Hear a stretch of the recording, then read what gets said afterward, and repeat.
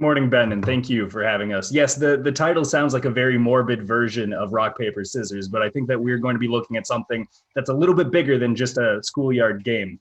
Overall, soccer continues to be such a volatile industry. I think that the old adage of football being more safe of an investment than the Bank of London is long washed away. However, there are many creative ways that clubs, federations, and leagues are able to diversify their income stream. So we've got four panelists covering the entire gamut of involvement in football.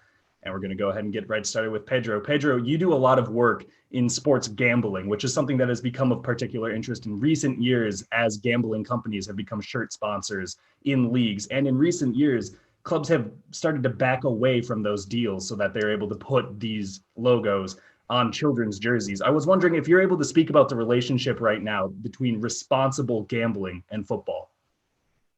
Of course, thank you. Thank you, and good morning and good afternoon for everybody.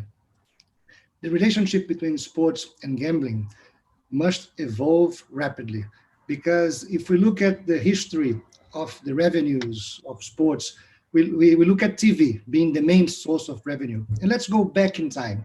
When TV started to broadcast, it did not pay for these rights. At the beginning, it was saying, oh, it's a favor we are doing to you, showing your activities and allowing you to have more exposure.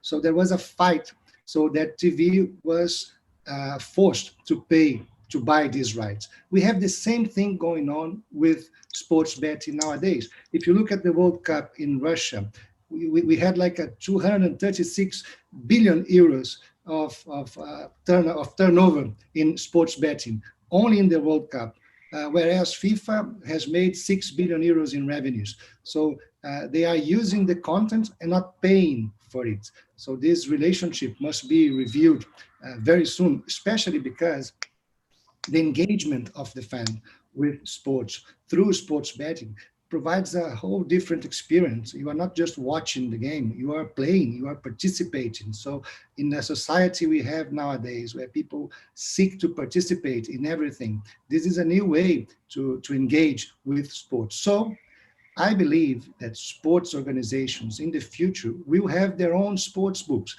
They will have their own operation, making sure that responsible gaming is in place, the integrity of sports is safeguarded, and sports gets something out of this new revenue that is showing, in front of us. So I think the future is to get closer to sports betting, even operating it, instead of just being used by sports betting websites and sport books without receiving anything from it.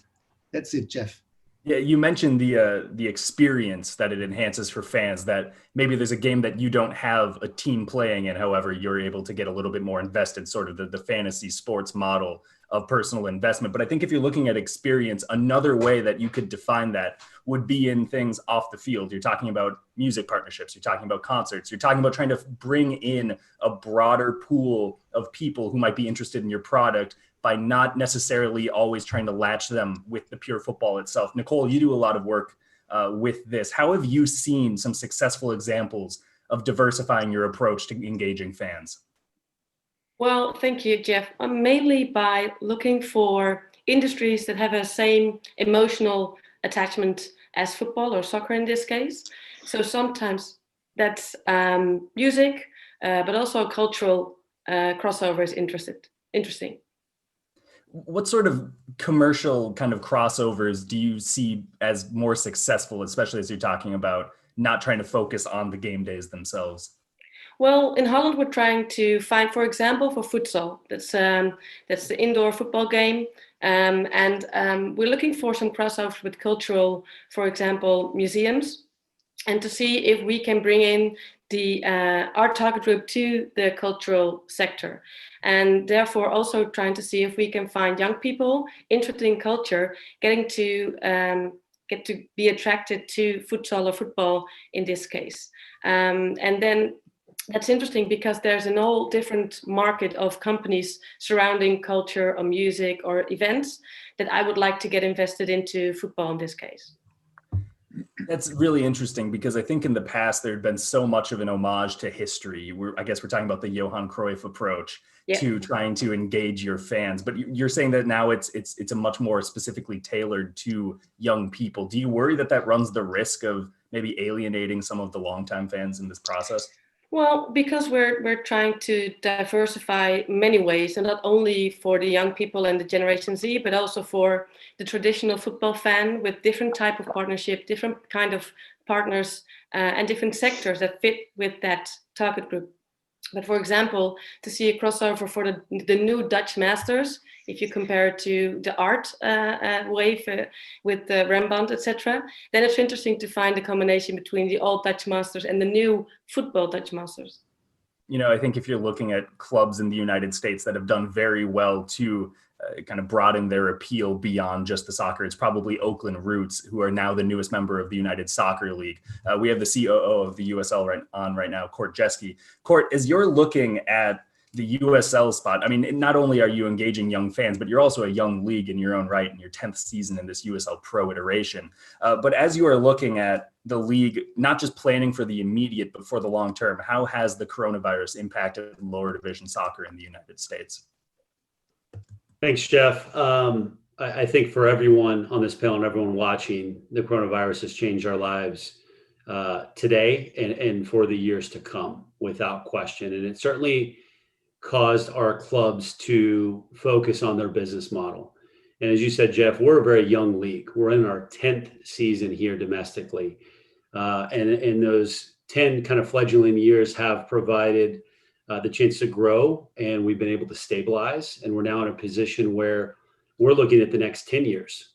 And the coronavirus, I would say, caused us to stop looking at the annual P&Ls that we had, which are vitally important, as you open it up saying, but to start to think about the next 10-year opportunity. And with a country here in the United States that has 325 million people with more buying power than Europe, how do we make sure that we're helping soccer achieve its full potential? And when we have cities like Oakland and Las Vegas and San Diego in our ecosystem, there's massive potential. So we, with the direction of our ownership, have doubled down, if you will. And we doubled down. We were one of the first leagues back in early July. We saw incredible results on ESPN Plus, our domestic partner, in terms of viewership, some huge spikes. And that's brought us into the forefront, which is great when you're in a country like the United States where soccer is not always the first, second, or third sport being talked about. So for us, I think it was about getting our owners and clubs to think about the long-term opportunity. And to their credit, they absolutely fell into that vision and promoted that vision. So we've tried to grab the chance, let's call it the silver lining of a coronavirus, and use it to propel us forward 4, 5, 6 years in the commercial plan that we had set up.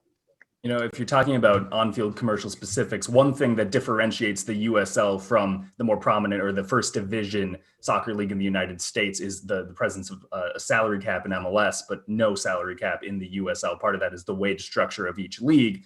But to be fair, too, the USL has had players like Didier Drogba and Joe Cole take the field. Joe, you and partner Hugo Varela are aiming to effectively recreate the City Football Group platform at a significant discount to what Citigroup has spent and create an extremely strong platform to rival CFP, according to the notes that were sent to me. You've had reported interest in a Premier League club on The Athletic the last couple of days. I'll spare a name, but one thing that was also mentioned in these talking points was the idea of bringing a salary cap into European football. And this is something that has become more prominent in recent years as other leagues are seeing clubs struggle and go into administration, and they look across the pond and they're seeing that in Major League Soccer, these clubs are here to stay and these clubs have that sort of a stability.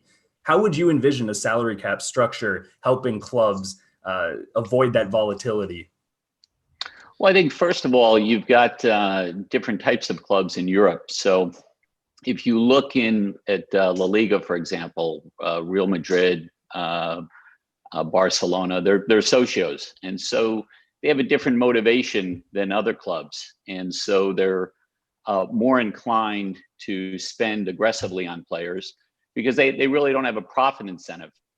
they can run significant losses for a long period of time. I think ultimately, whatever business or industry you're talking about, it has to be profitable. I think if you look at MLS in the United States, there's a reason why they have salary caps. It's because they're trying to protect the business so that it can grow and effectively compete. I'm in general a free markets thinker, and I like to think in terms of avoiding protectionism.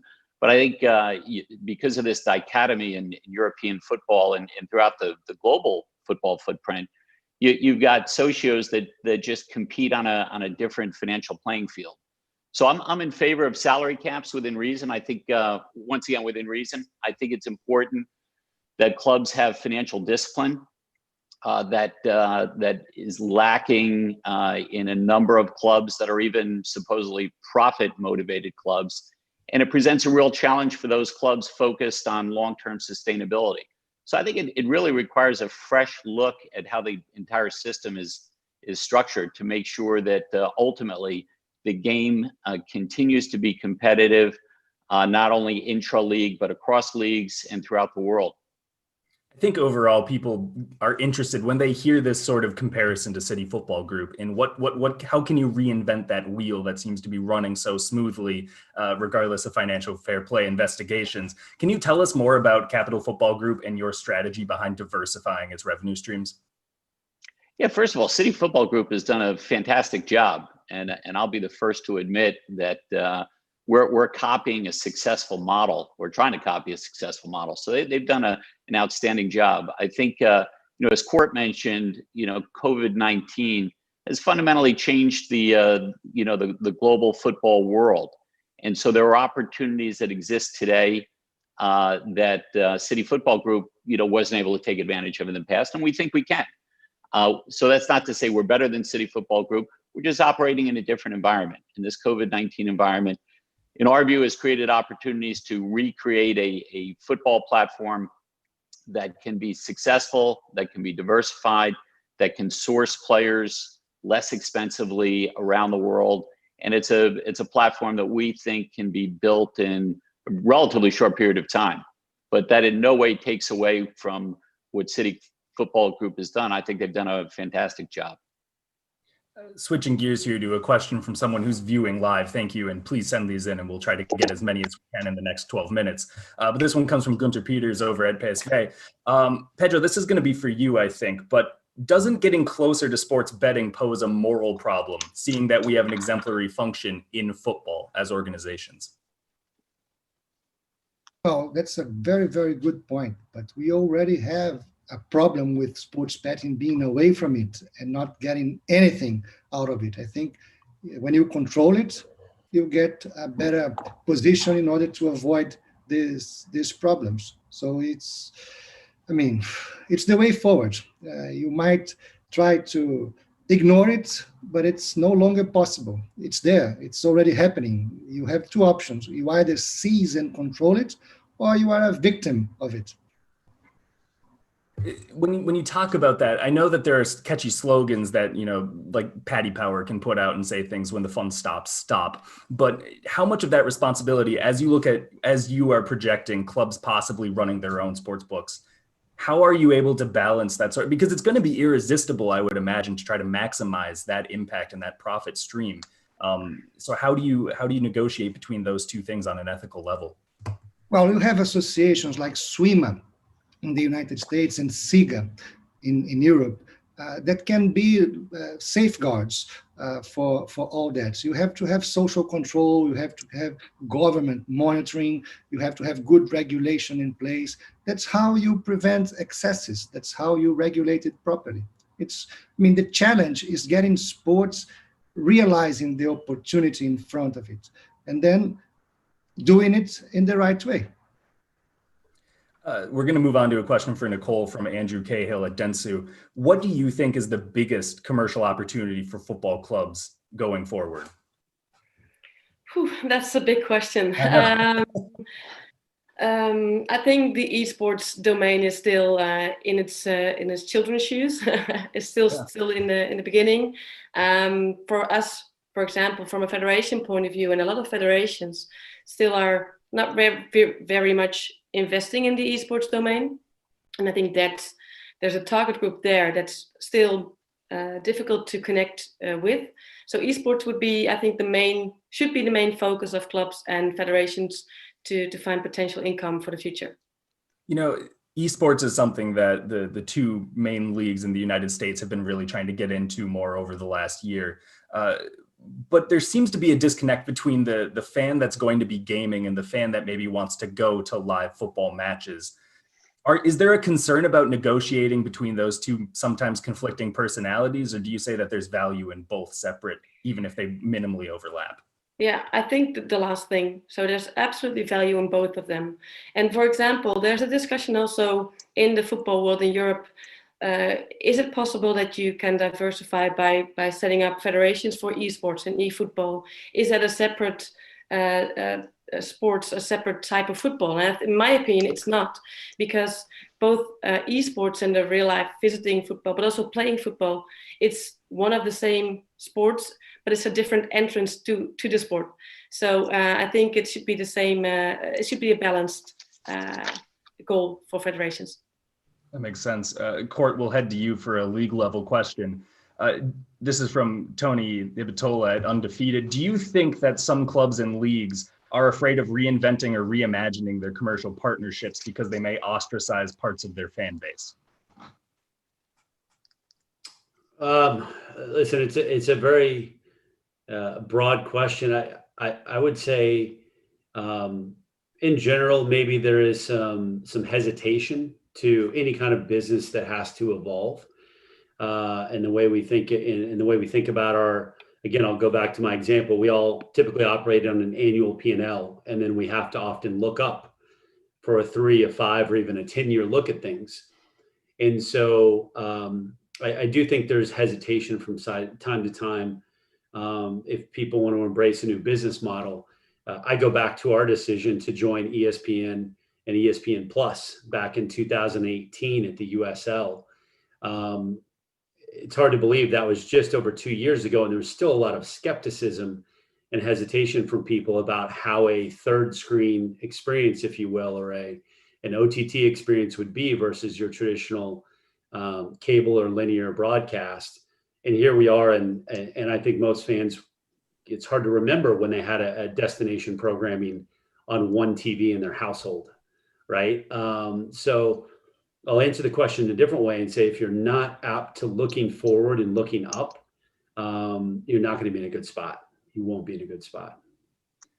The broadcast angle is interesting, but I think, Joe, as I'm looking at the investment potential in football clubs, again, Major League Soccer, which is in your backyard, your rainy backyard these days, I suppose. The prices continue to escalate to the point where it is more expensive now to buy into Major League Soccer than it is for some very serious first division clubs across Europe. Overall, I mean, where do you see that sort of a volatility risk reward from an investor's standpoint? That's a very good question. My view is, the real values today, at least right now, are in European football. I actually think they're also in USL. I think Court and the team over there are doing a fantastic job. So we're paying a lot of attention. In terms of MLS, I think long term it's a great place to be. But COVID-19 has been a setback for everyone, and I think MLS and other leagues are going to experience losses for the next few years. So from an investor point of view, it's about getting in at the right price. So everything has its price. My view is prices may have gotten a little ahead of themselves, but the natural loss of supply and demand will bring prices back in line. So, we're keeping a close eye on opportunities throughout the world, with particular attention right now in Europe. Court, and I suppose maybe Joe as well, I think that there tends to be this sort of fixation on the year 2026 in American soccer, specifically because that is when the World Cup will be returning to North American shores in conjunction with Mexico and with Canada. How important is that as you are projecting? I mean, you've mentioned that COVID is changing your scope and you're still trying to keep that 4, 5, 6 year window, but how important is 6-year plans right now at an American sports league? Listen, if you're in the soccer world, Jeff, in particular men's soccer, let's say it that way, if you're not thinking and acting on the advantages of hosting the world's largest sporting event today, then we are missing the boat. And it was about a year ago at this time, I was in a panel in Princeton, and we talked about the fact that it's time to get going on this. I'll say this very bluntly. In North America, it is time to get moving on a World Cup plan that capitalizes for the sport, for CONCACAF, for us and FIFA to work together. I understand the slowdown of the pandemic, but we have to be on that if we're going to capitalize. It's not something that is going to benefit us in 2026 only, and it's not something that is going to benefit us in the 10 cities that host in the US only. We need to ensure that the World Cup coming here raises the entire ecosystem. And we talk to a lot of our owners across the country about, again, it's not how it's judged in the 10 cities that host, it's how it plays out in the other 325, 350 million people in the US. And I'll expand that to Canada and Mexico and say, 500 million people on our continent here. So we've got to get going now. The time is now, even though it's 6 years away. In an attempt to diversify the usual panel approach, we're actually going to close from a question from a panelist. Pedro, you have a question for the rest of the group. Yes, I do. I would like to ask if you guys think that the next step to protect the business, as we have salary caps, financial fair play, good regulations, is for each league to set up a business process outsourcing company to provide shared services to its clubs. Do you think that's the next step? Well, I'll jump in on that one. I don't. I'm not a big believer in centralization. I think every club knows its own fan base better than a collective approach. I think the financial incentives will be at the club level to see outreach to fans be successful. So I'm not a big believer in centralization of that sort of outreach. I mean, I'm sure it could work in some cases, but by and large, I would be in favor of leaving it to the clubs to make their own decisions. Maybe if I can jump into that from a Dutch perspective, because we're a pretty small league with a small footprint abroad. And I think for our international strategy, we should consider as a league to combine some approach to find new revenue. But that's outside of the home market. I think Joe is right for the home market and their own backyard and their own fans. But international, it could be interesting for us as a smaller league on the scale. Or any thoughts on a BPO? Yeah, I tend to agree with Joe that we don't want to, as someone that works at a league, we don't want to deter any aggressive actions by clubs or put any kind of governors in place.